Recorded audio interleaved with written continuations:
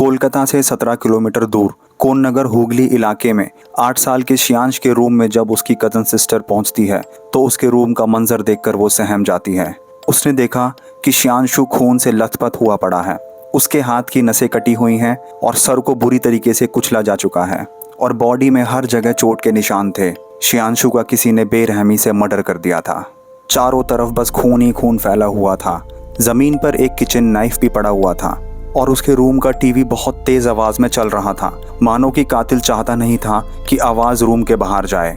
जब पुलिस वहां पहुंची तो डेड बॉडी को ऐसी कंडीशन में देखकर पुलिस के मन में एक ही सवाल आ रहा था कि एक छोटे से बच्चे से ऐसी क्या नफरत थी जो उसे इतनी बुरी तरीके से मारा गया। उसकी बॉडी के साथ ऐसी क्रूअल्टी की गई कि मानो कि मारने वाला ये चाहता ही नहीं है कि वो 1% भी किसी भी कंडीशन में जिंदा बच जाए। डेड बॉडी को पोस्टमार्टम के लिए भेजा गया। वहीं शियांशु के माँ बाप का रो रो कर बहुत बुरा हाल हो गया था। वहीं दूसरी तरफ पुलिस ने अपनी इन्वेस्टिगेशन स्टार्ट कर दी। कॉल रिकॉर्डिंग्स और एरिया के सभी सीसीटीवी कैमरा छाने गए, जिसमें पुलिस के हाथ कुछ ऐसा लगा जिससे सबके होश उड़ गए। So friends, welcome to my channel and you are watching the mystic diaries.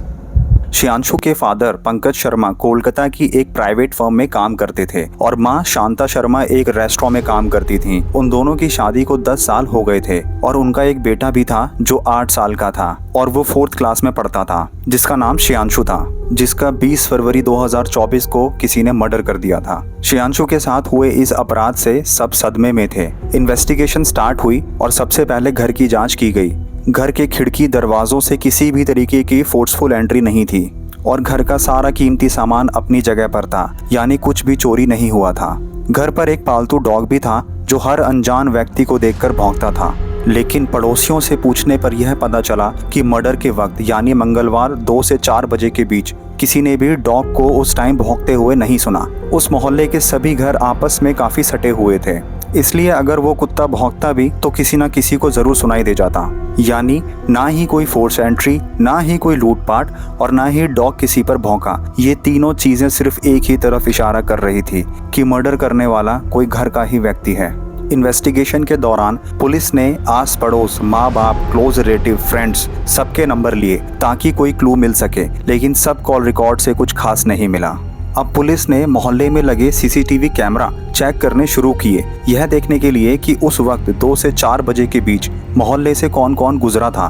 तभी पुलिस को उस वक्त मोहल्ले में लोगों के बीच एक महिला आती दिखाई दी, जिसने अपने चेहरे पर मास्क पहना हुआ था। पुलिस को उसकी बॉडी लैंग्वेज से कुछ शक हुआ, इसलिए उसकी पहचान कराने के लिए पुलिस ने उस फुटेज को शियांशु के पेरेंट्स को दिखाया, जिसे देखकर मां ने पहचानने से तो मना कर दिया, लेकिन शियांशु के फादर पंकज ने देखते ही उसे पहचान लिया।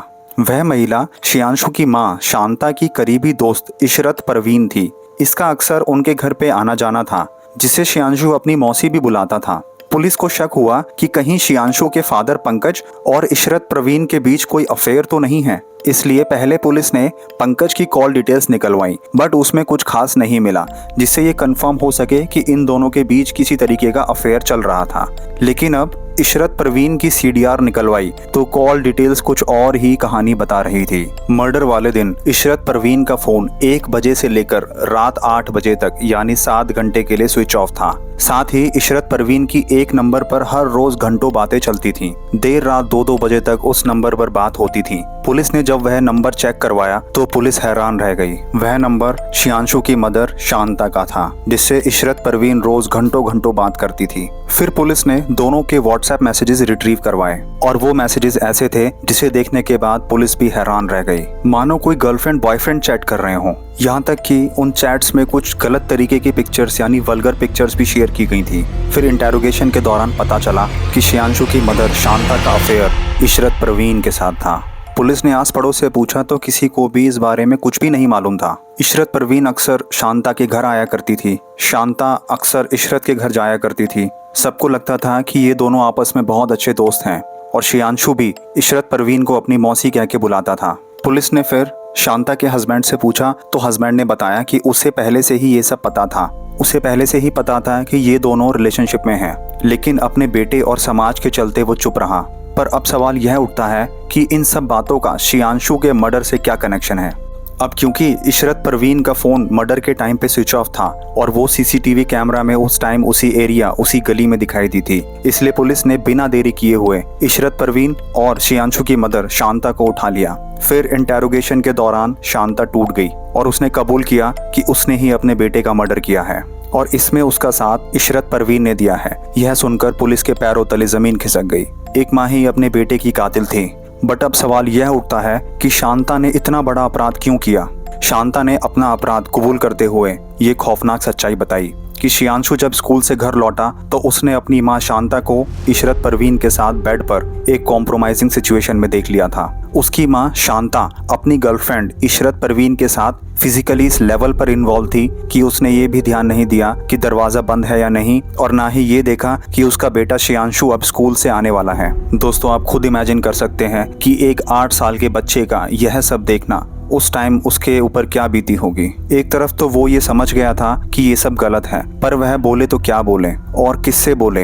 अपनी मदर को यूं देखकर जो एंगर, दुख, उलझन वो झेल रहा था वह समझना आसान नहीं है। तब से वो अपनी माँ से थोड़ा नाराज रहता था और थोड़ा कम बात करता था और काफी परेशान रहने लगा था। वहीं शांता को ये डर था कि कहीं उसका बेटा किसी को ये ना बता दे कि उसने क्या देखा है, वरना बहुत बदनामी हो जाएगी। इसलिए सारे रिश्तों को दरकिनार करते हुए शांता ने इशरत परवीन के साथ मिलकर सारी हदें पार कर दी। एक माँ ने ही अपने हाथों से अपने बेटे का सर पहले तो दीवार में दे के मारा, फिर उसके बाद टेबल पे जोर से उसका सर मारा और फिर एक भारी सी मूर्ति से उसके सर पे वार कर दिया। जब इतने में भी उसका दिल नहीं भरा तो वो किचन से एक चाकू लेकर आई और शियांशु की नस काट दी और इंतजार करती रही जब तक उसने दम नहीं तोड़ दिया। अब दोस्तों, मुझे नहीं लगता कि शायद ही अब कोई ऐसा रिश्ता बचा होगा जो हैवानियत की लिमिट तक ना पहुंचा हो। इशरत परवीन सिर्फ कैमरे में कैद इसलिए हो गई क्योंकि जिस रूट से उसको घर जाना था उसी रूट पर कैमरा लगा था। वहीं शांता दूसरी तरफ से निकल गई थी और उस साइड कैमरा नहीं था, इसलिए शांता कैद नहीं हुई। पुलिस ने बताया कि इस केस को सॉल्व करने में सबसे बड़ी हेल्प उन्हें उस पॉइंट पर मिली जब उन्होंने देखा कि डॉग भौंका नहीं है। इससे पुलिस को ये क्लियर हो गया था कि कोई अनजान और अजनबी आदमी इस केस में इन्वॉल्व नहीं है और यह अपराध किसी घर के व्यक्ति ने ही किया है। तो दोस्तों, ये था आज का केस जिसमें एक माँ ने अपने नाजायज संबंध को छुपाने के लिए अपने ही बेटे का कत्ल कर दिया।